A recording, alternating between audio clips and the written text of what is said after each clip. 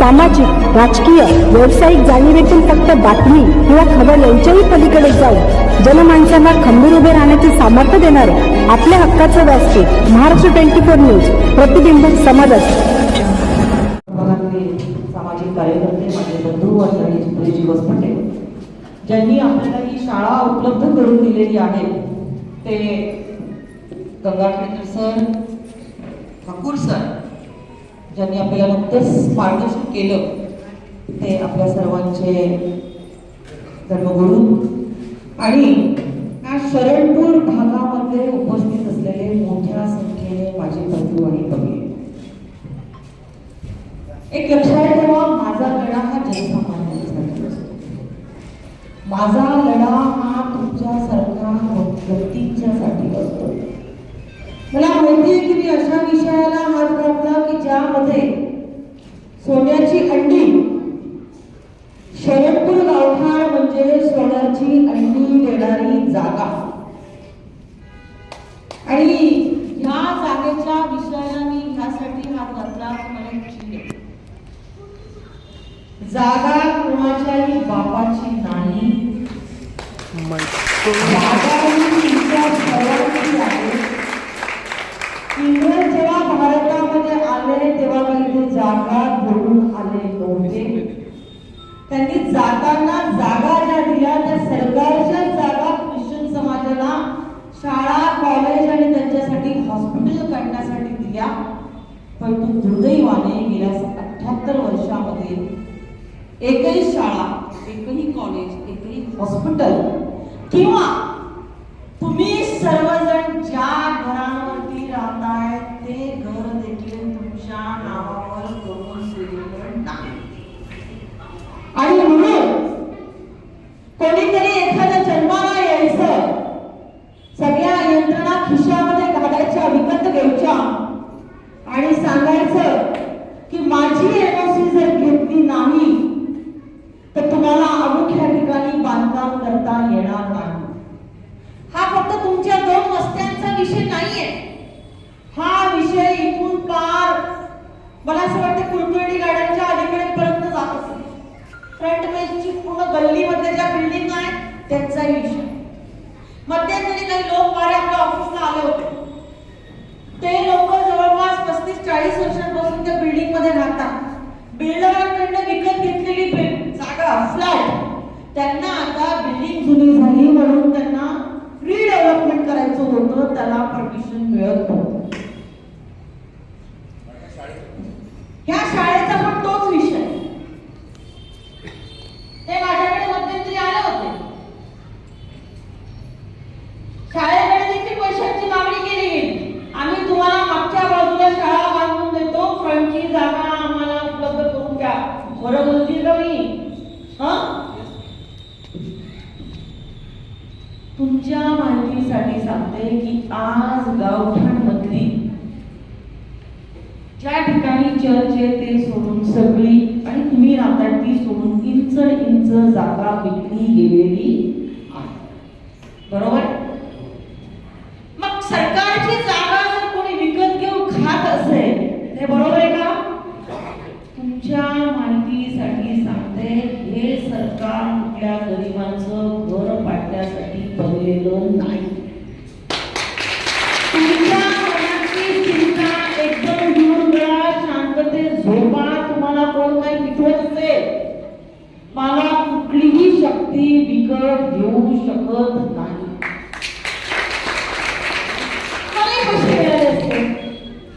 मी पैशांसाठी काम करत नाही. आणि तुम्हाला सांगते की ही लक्षवेधी अशासाठी, तुम्हाला माहिती आहे की 1-1.5 वर्षामध्ये काय काय राजकारण तुमच्या जागेवरून चालू आहे, माहिती आहे ना? हो की नाही? मी सांगण्याची आवश्यकता नाही ना? मग जर ह्या जागेवरती ज्या लोकांना दिलं होतं, जे ट्रस्टी होते, त्याची कंपनी झाली, कंपनीवरचे लोक मयत झाले, आणि मयत झाले की देवयानी फरांदनी त्यांचं नाव त्या कंपनीमध्ये ऍड करून घेतलं. बरोबर आहे का? हे बरोबर आहे का?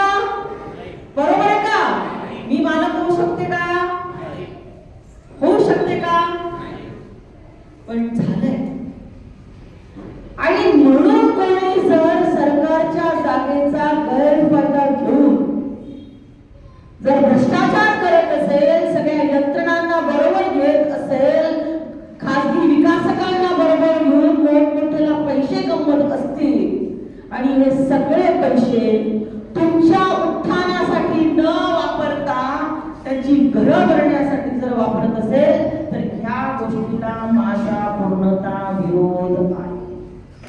तुम्हाला सांगतो, महाराष्ट्रामध्ये असं झालं की ज्या जागा ख्रिश्चन मशिनरीजला दिल्या गेल्या त्या सगळ्या जागा खासगी विकासकांना विकल्या गेल्या. माझ्याकडे नगरहूनही लोक आहेत, माझ्याकडे कोल्हापूरहूनही लोक आहेत, सर्व ठिकाणी लोक आहेत. परंतु एकदा जर निश्चित झालं की ही सरकारची जागा आहे तर या बाजूला जवळपास माझे 5,000 मतदार आहे. किती? तुमच्या सकट. तुम्ही एकटे किती आहे? म्हणजे इथून ते पूर्ण अनेक ठिकाणी बिल्डिंगा बांधल्या गेल्या, त्यांना रिडेव्हलपमेंट करायचं आहे. तुमचा इकडचा हा जो मागचा जॉगिंग ट्रॅक आहे, या वॉटरच्या तिकडच्या मागच्या काही बिल्डिंग आहे, लॉक झाल्या, प्रॉपर्ट्या लॉक झाल्या. आज शरदला वाटत असेल की माझं घर पाडावं आणि मी ते उभं करावं, मी बांधावं. संकेत बरोबर आहे का? बांधू शकता का तुम्ही? कर्ज घेऊ शकता का? कर्ज मिळू शकतं का?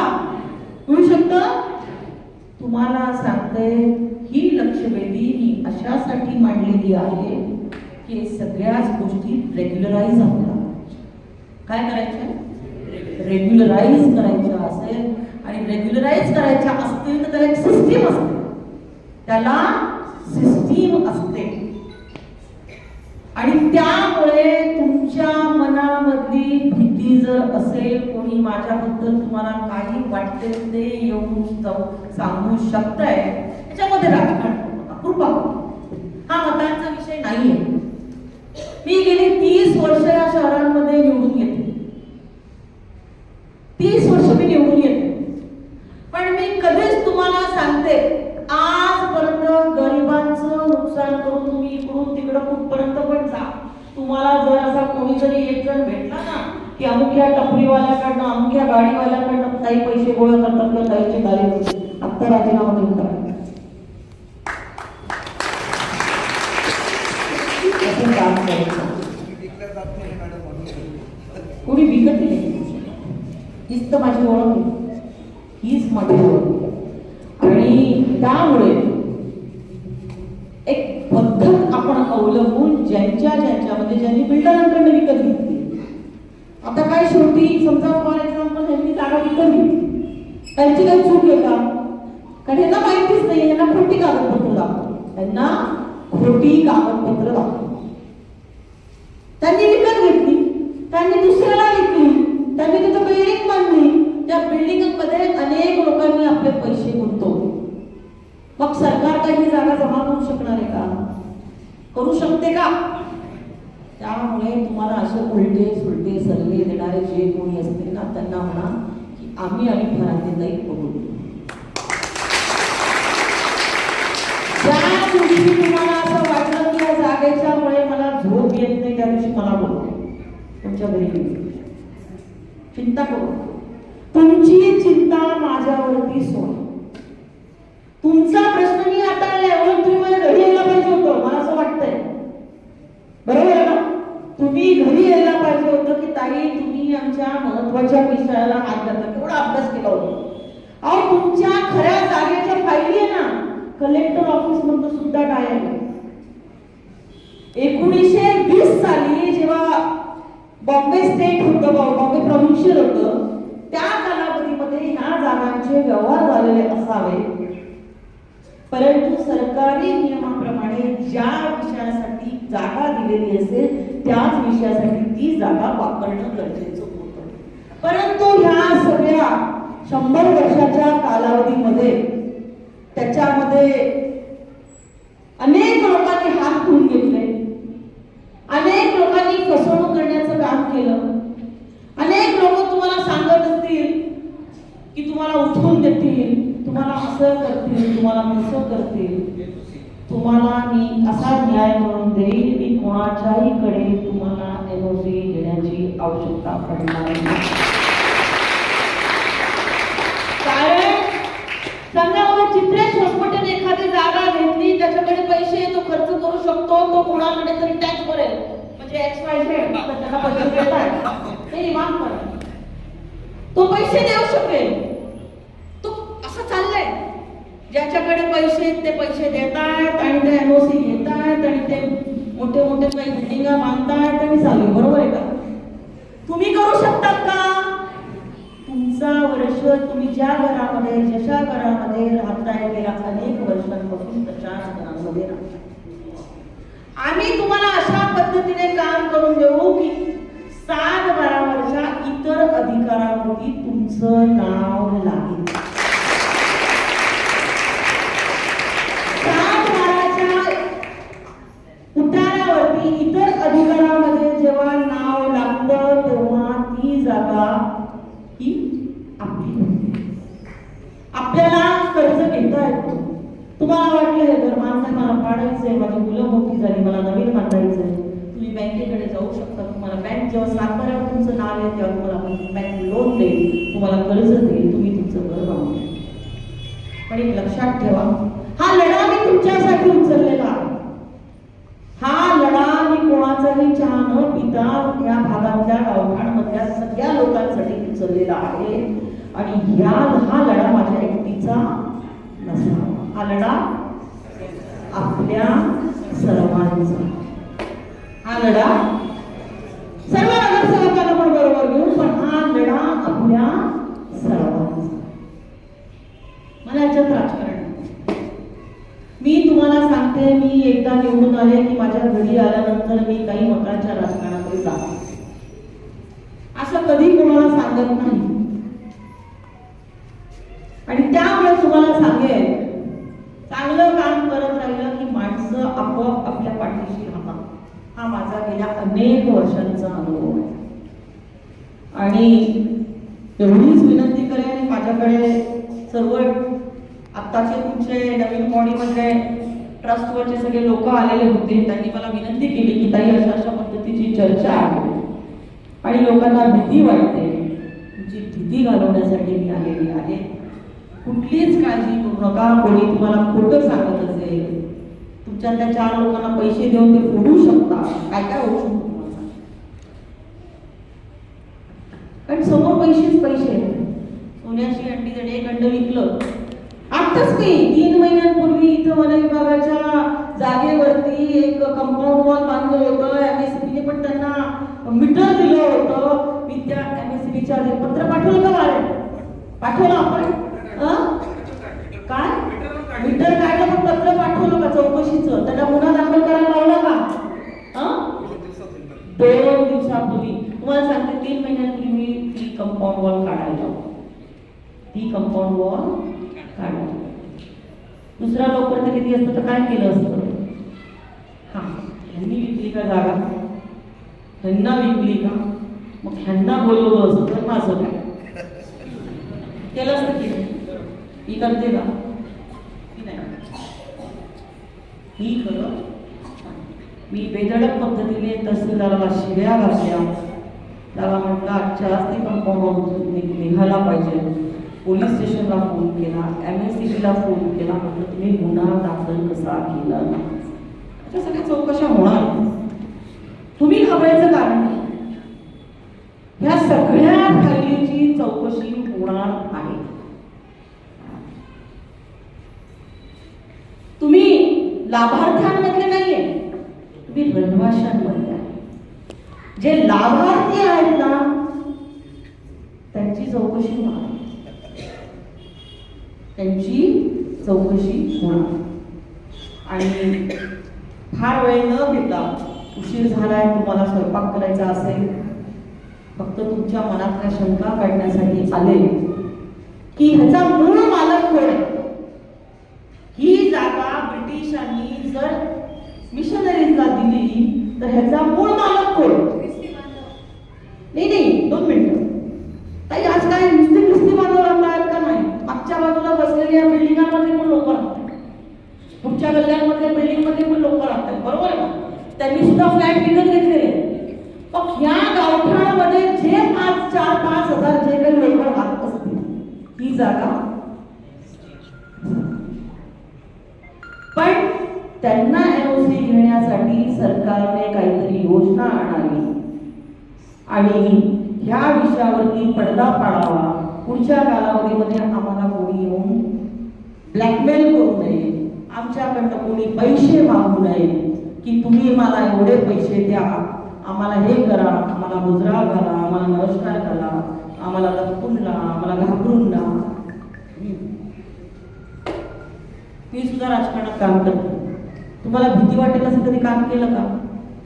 आता तुम्हाला भीती वाटली असेल, पण तुम्हाला भीती वाटण्यासाठी नाही, तुम्हाला न्याय देण्यासाठी, तुम्हाला न्याय देण्यासाठी. जर मला याच्यामध्ये माझे हात जर काही काळे करून घ्यायचे असते तर ती भिंत मी पाडायला लावली नसते, ती भिंत पाडायला लावली नसती, मी माझे हात धुवून घेतले. सोपं, सोन्याची अंडी देणारे तुमच्या गावठाण. आणि त्यामुळे सगळ्यांनाच मी विनंती करेन की तुम्हाला इथल्या जर काही शंका वाटल्या निश्चित माझ्याकडे या, कोणाच्याही दबावामध्ये राहू नका.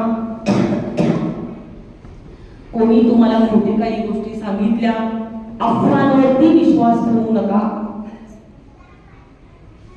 आणि निश्चित स्वरूपामध्ये तुम्हाला सगळ्यांना ह्या भागामध्ये राहणाऱ्या नागरिकांना मी 100% न्याय मिळवून देईन. आणि अजून एक आजची गोष्ट तुम्हाला सांगते की तुम्ही तर अजिबातच घाबरायचे. महाराष्ट्र सरकारने 2018 मध्ये जी आली की तुम्ही ज्या वस्त्यांवरती राहतायत ना, 18च्या आधीची लोक, तुम्हाला 100 वर्ष झाले ना, त्या जागा सरकारने, त्याला काय शब्द वापरतात, त्याच ठिकाणी म्हणजे अतिक्रमित नाही, अतिक्रमित म्हणायच्या पूर्वी त्या जागांना निर्गमित केला. म्हणजे आता तुमच्या जागा ह्या तुमच्या झालेल्या तुम्ही तरी तुम्हाला इथं भाडेपट्टा लावून दे. आता शासन एक GR काढतंय, त्याच्यावरती चित्रेश होस्पिटलची नेमणूक होणार आहे, GR निघणार आहे, मी त्या समितीची अध्यक्ष राहणार आहे. आणि तुम्हाला भाडेपट्ट्यावरती जोपर्यंत त्याचा निकाल लागला 30 वर्षासाठी इतर अधिकारामध्ये तुमचं नाव आहे. परत पुढच्या 30 वर्षामध्ये अशा पद्धतीने किंवा मग ह्या विषयांमध्ये आता मी वेगळाच विषय काढलेला आहे, बरोबर आहे. आजपर्यंत सगळ्यांनी हातच धुतले, त्यामुळे ह्या विषयाच्या बाबतीमध्ये पण सरकार चांगलं धोरण आहे. आमचा तोच हेतू आहे. त्याच विषयासाठी मी ह्या विषयाला हात घातलेला आहे की गरिबांची कोणी लूट करू नये आणि सरकारी जागांना कोणी विकू नये. ह्यातनं हा आम्हाला संदेश द्यायचा होता. पोलीस आयुक्तालयाच्या एका जागेवरती देखील ती पण विकली. किती हिंमत असावी, किती हिंमत असावी, ती जिथं पोलीस आयुक्तालय ती जागा. आणि त्यामुळे त्या सगळ्या गोष्टींवरती मी काम करत आहे. त्याची आता चौकशी समिती आपले आदरणीय लाडके मंत्री आमदार चंद्रशेखर बावनकुळे साहेबांनी घोषित केलेली आहे. आणि तुम्हाला सांगते की ते ज्या पद्धतीने काम करत आहे, तुम्ही बघितलं असेल की महसूलमध्ये अनेक निर्णय त्यांनी खूप चांगले चांगले घेतलेले आहेत. आणि या 3 महिन्यामध्ये चौकशी त्यांची करायची आहे की जागा खरं कोणाची होती, माझी होती, ह्यांची होती, यांची होती का सरकारची. मग सरकारची होती तर कोणाला विकायचा अधिकार नाही. मग आत्ताची परिस्थिती काय, आज सगळेच लोक तिथं राहत आहेत, काही विकत घेतलेले आहेत. मग त्यांचं काय करायचं, तर त्यांच्यासाठी सरकारने सोल्युशन काढायचं. पण तुमच्या काही वस्त्या ज्या आहेत त्यांना तर तुम्ही सांगितलं की उद्या मला शिबिर लावून देत आहे आणि आम्हाला भाडेपट्टे माणूस लावून द्या. 30 वर्षामध्ये तुम्हाला इतर अधिकारामध्ये आम्ही ह्या जमिनी भाडेपट्ट्यावरती देऊ शकतो की ज्याच्यामध्ये इतर अधिकाऱ्यांना तुमचं नाव येईल.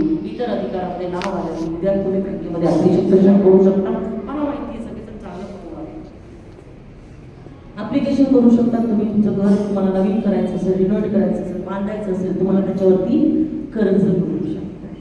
त्यामुळे चिंता करू नये. आपण सर्वजण मोठ्या संख्येने या ठिकाणी आलात आणि अजिबात घाबरू नका. मी तुमच्या सर्वांच्या सोबत आहे आणि आपल्याला सगळ्यांना मिळून हा गावठाणाचा प्रश्न कायमस्वरूपी मार्गी लावायचा आहे. आणि त्याचसाठी मी काम करत आहे. माझ्या मतदारसंघामध्ये असे जे जे काही प्रश्न होते ते शोधून काढून मी त्याच्यावरती काम करते आणि तुम्हाला निश्चित न्याय देईल एवढंच सांगते. आणि या सगळ्या जागा शरणपूर गावठाणमध्ये राहणाऱ्या लोकांच्या आहेत हे मी परत परत तुम्हाला सांगते की ह्या जागा तुमच्या सर्वांच्या आहेत, तुमच्या हक्काच्या आहेत, तुमच्यासाठी आहेत आणि आपण सर्वांनी निश्चिंत राहावं. धन्यवाद. जय हिंद, जय महाराष्ट्र.